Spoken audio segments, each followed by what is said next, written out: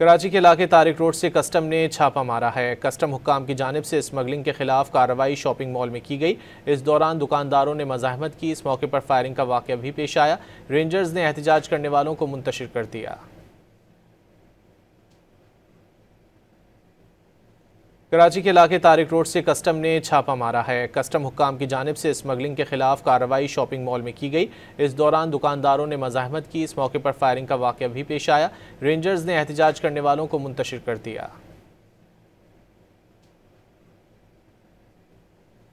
कराची के इलाके तारिक रोड से कस्टम ने छापा मारा है। कस्टम हुक्काम की जानिब से स्मगलिंग के खिलाफ कार्रवाई शॉपिंग मॉल में की गई। इस दौरान दुकानदारों ने मज़ाहमत की। इस मौके पर फायरिंग का वाक़या भी पेश आया। रेंजर्स ने एहतजाज करने वालों को मुंतशिर कर दिया। कराची के इलाके तारिक रोड से कस्टम ने छापा मारा है। कस्टम हुक्काम की जानिब से स्मगलिंग के खिलाफ कार्रवाई शॉपिंग मॉल में की गई। इस दौरान दुकानदारों ने मज़ाहमत की। इस मौके पर फायरिंग का वाक़या भी पेश आया। रेंजर्स ने एहतजाज करने वालों को मुंतशिर कर दिया।